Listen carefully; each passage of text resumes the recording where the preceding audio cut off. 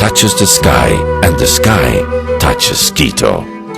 The same sky that covered the Quito Sankaras from infinite times and from which the Shiris and Inca astrologers removed secrets on the verge of discovering, and with the help and guidance of their god sun, determined the center of the world as a precise place hundreds of years before the French geodesic mission measured the belt of the world.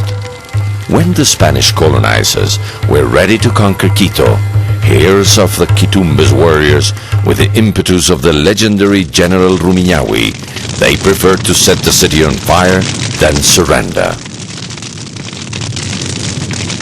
We can still find many physical testimonies of that unique past in the historical center of Quito, the largest living and best kept museum in Latin America, with its millenary traditions, enigmatic temples, cloisters and convents, splendid architecture, and thousands of works of art where its creators let their imagination loose, inspired by their ancestors, the pagan gods, and the Christian faith.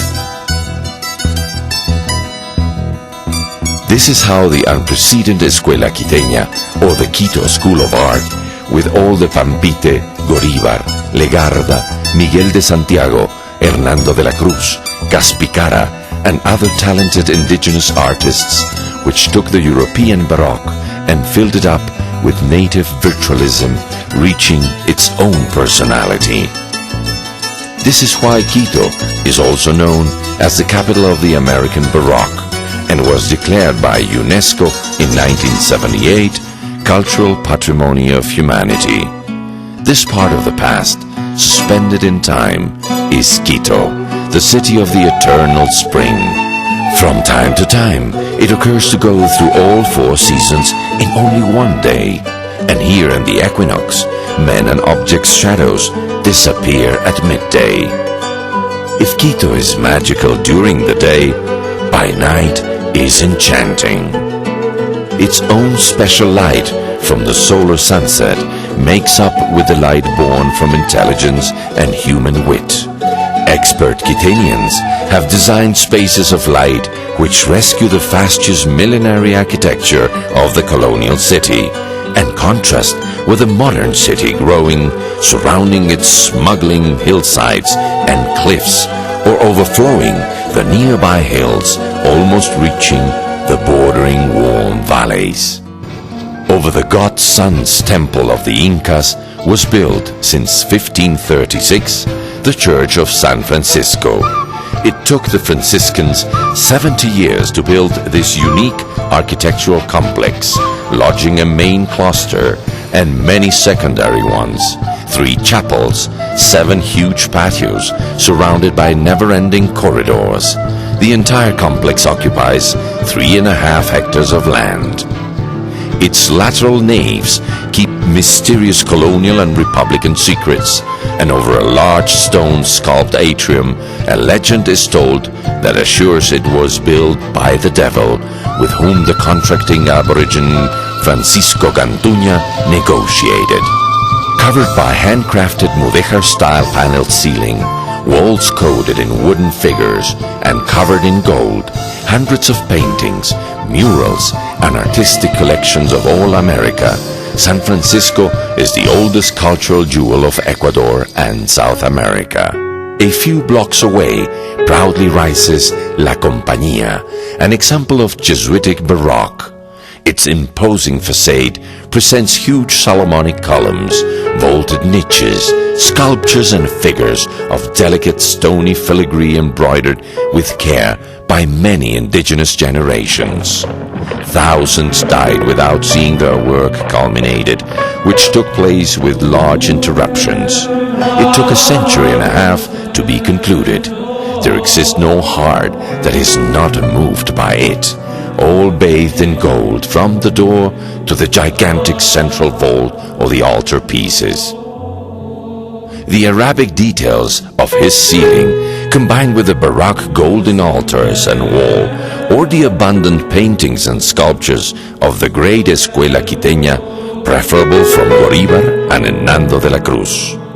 In the heart itself of the historic center solemnly erects itself La Catedral, the cathedral, fusion of architectural Gothic pieces, Baroque, neoclassic fruits of the various stages of its construction, the wonderful domes carved by hand shelter, rich jewelry, sacred ornaments that for more than 4 centuries safely keep the rests of the great Ayacucho marshal and Pichincha hero Antonio José de Sucre. With their own light, large murals shine together with its 3 chapels, the wooden carved pulpit covered in gold, its sacred scepter, and the historical capitular room. The walls are silent witnesses of the most varied episodes of national life, from the 16th century up until today, with the Carondelet Palace, the national government headquarters, the Archbishop Palace, and the municipality building.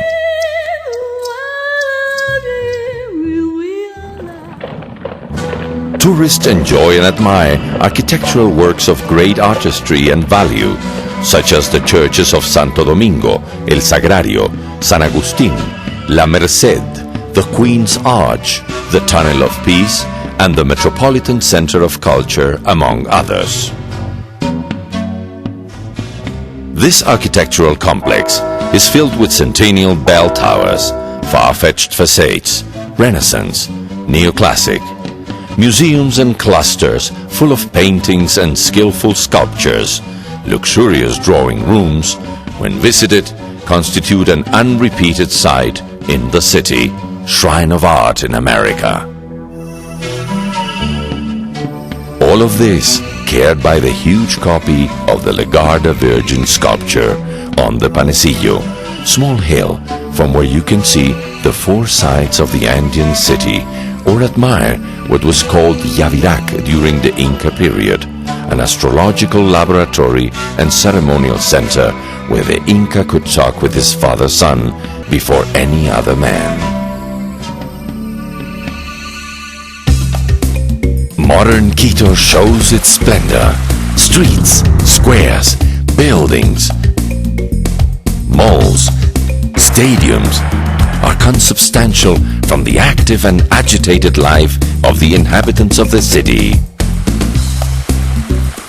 Day and night, Quito is jointly peaceful, enigmatic, colorful, full of legends and urban stories, many memories, and simple, generous, and sweet people, engaged in building a peaceful future and avoiding trouble, with happiness coming from creative genius inherited from always.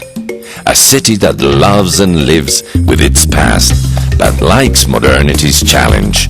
A city that opens its arms to show its cultural strength and desire, to show its sisterhood to the world, and invites to visit and enjoy it.